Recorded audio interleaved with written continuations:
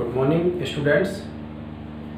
जैसा कि लॉकडाउन की वजह से हम सभी अपने घरों में सुरक्षित हैं, ऑनलाइन स्टडीज़ को कंटिन्यू रखते हुए हमारा जो टॉपिक चल रहा था उसमें हमने इम्यून सिस्टम में इम्यूनिटी पढ़ा, defence mechanism against pathogens, it is known as immunity. There are two types of immunity. First is innate immunity, which is present at the time of birth, and second is acquired immunity. तो acquired immunity जो हमें बाद में acquired करनी पड़ती है vaccines के through. तो फिलहाल हम innate immunity में जो इसके बैरियर्स हैं उनके बारे में डिस्कस करेंगे। इससे पहले वाले टॉपिक में हमने innate immunity के बारे में थोड़ा सा पढ़ा था, उसको एक बार रिवाइज करते हैं कि इनेट इम्यूनिटी जो है it is non specific type of defence. Non specific क्यों बोला है? क्योंकि जितने भी जर्म्स, पैथोजेंस, एंटीजेंस बॉडी में एंटर करते हैं उनके अगेंस्ट ये सेम तरह का बिहेवियर दिखाती है। मतलब सबके लिए स्पेसिफिक अलग अलग तरह का एनकाउंटर सिस्टम यूज में नहीं लेती है, सबको सेम वे से पाथ से सबको रोकने का काम ये इम्यूनिटी करती है, इसलिए इसको नॉन स्पेसिफिक कहा गया है। किसी भी जर्म्स या किसी भी पैथोजेंस के अगेंस्ट ये स्पेसिफिक नहीं होती है। Present at the time of birth के समय ये इम्यूनिटी प्रेजेंट होती है। प्रिवेंट एंट्री ऑफ पैथोजेंस, जो पैथोजेंस एंटर करते हैं, कोई सा भी पैथोजेंस, चाहे वायरस हो, चाहे बैक्टीरिया हो, चाहे प्रोटोजोन हो, चाहे फंगस हो, सबको सेम तरह से ये प्रिवेंट करती है, रोकती है, बॉडी में अंदर जाने से रोकती है। तो रोकने के लिए इसमें different types of barriers use में लिए जाते हैं, वो बैरियर्स ही हमको इस टॉपिक में पढ़ने हैं। तो there are 4 types of barrier, जिसमें से सबसे पहला जो बैरियर है वो फिजिकल या एनाटॉमिक बैरियर है। इसमें इसे अपन फर्स्ट लाइन ऑफ डिफेंस भी कह सकते हैं, यानी सबसे पहला जो पैथोजेंस को रोकने का जो डिफेंस सिस्टम है वो एनाटॉमिक या फिजिकल बैरियर है, इसलिए इसको फर्स्ट लाइन ऑफ डिफेंस भी अपन कह सकते हैं।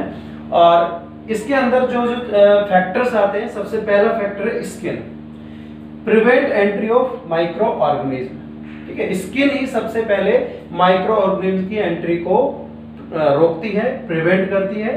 तो पहला फैक्टर स्किन है। सेकेंड है म्यूकस। म्यूकस मेम्ब्रेन, हमारे जो रेस्पिरेटरी ट्रैक्ट होता है उसमें अंदर एक मेम्ब्रेन होती है जिसको म्यूकस मेम्ब्रेन बोलते हैं, और इसका काम होता है म्यूकस सिक्रेट करना।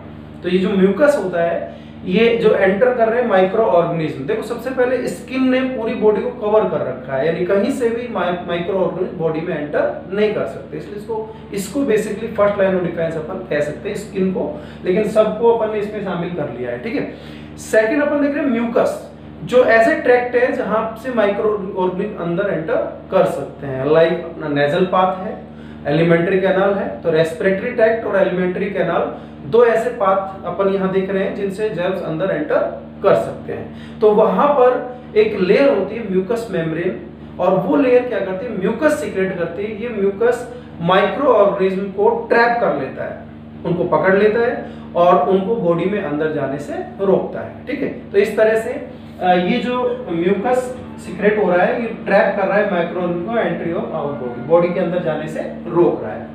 थर्ड सीलिया, हम देखते हैं कि छोटे छोटे स्मॉल हेयर्स होते हैं अपने नेजल पाथ में।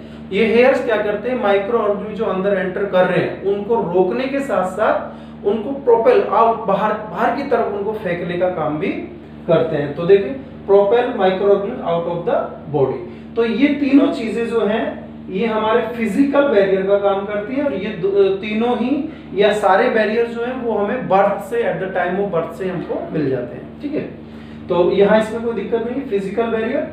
सेकंड है physiologic barrier. It means body में कुछ ऐसे मैकेनिज्म होते हैं और उन मैकेनिज्म के जो की वजह से बॉडी में कुछ ऐसे मीडियम बन गए हैं, या बॉडी का टेम्परेचर बढ़ जाता है, या एसिडिक एनवायरनमेंट हो जाता है। तो ये सारी चीजें, कुछ केमिकल फैक्टर्स होते हैं, ये सारी चीजें बॉडी के अंदर माइक्रो ऑर्गेनिज्म को जाने से रोकते हैं, और अगर वो चले भी जाते हैं तो उनको किल कर देते हैं। तो इसमें सबसे पहला है टेम्परेचर। अपन क्या देखते हैं, जब भी कोई हम जब बीमार होते हैं तो बॉडी का टेम्परेचर बढ़ता है। अभी देख रहे हैं अपन कि जो कोरोना वायरस है इसका डिटेक्शन किया जा रहा है वो टेम्परेचर से किया जा रहा है। तो टेम्परेचर बढ़ना एक सिंबल है, टेम्परेचर बढ़ना एक सिंबल है कि माइक्रो ऑर्गेनिज्म अंदर आए हैं, तो हमारी बॉडी उनके अगेंस्ट काम कर रही है, उनको मारने के लिए एक सिग्नल दे रही है। वो सिग्नल क्या है? फीवर आना एक सिग्नल है। तो फीवर से क्या होगा? मोस्ट ऑफ माइक्रो ऑर्गेनिज्म जो है वो हाई टेम्परेचर पर किल हो जाते हैं, ठीक है। तो माइक्रो ऑर्गेनिज्म फीवर जो है inhibit growth of some pathogens की ग्रोथ को भी क्या कर देता है? इनहिबिट कर देता है, उनको रोक देता है। सेकंड है लो पीएच। हम क्या देखते हैं कि हमारा जो स्टमक है उसमें HCl होता है, तो उसका जो पीएच है वो एसिडिक है। इसके अलावा जो सलाइवा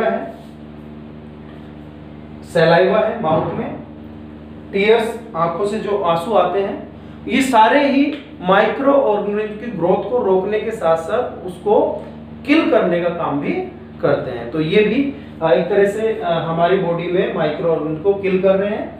तीसरा है केमिकल मीडिएटर्स। इसमें हम क्या देखते हैं? लाइसोजाइम, ठीक है, लाइसोजाइम, इंटरफेरॉन, कॉम्प्लीमेंट्री सिस्टम, ये कुछ ऐसे केमिकल्स होते हैं बॉडी में, ये वायरस की, जैसे इंटरफेरॉन बेसिकली वायरस की ग्रोथ को इनहिबिट करते हैं।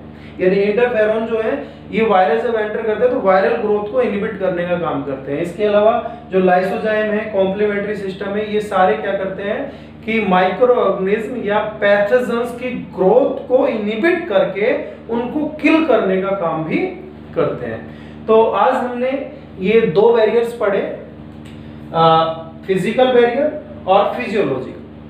तो मेरे हिसाब से इन दोनों में आपको शायद कोई प्रॉब्लम नहीं आनी चाहिए। इसके बाद आगे जो बैरियर है, 2 बैरियर और हैं, उनको अपन नेक्स्ट क्लास में पढ़ेंगे।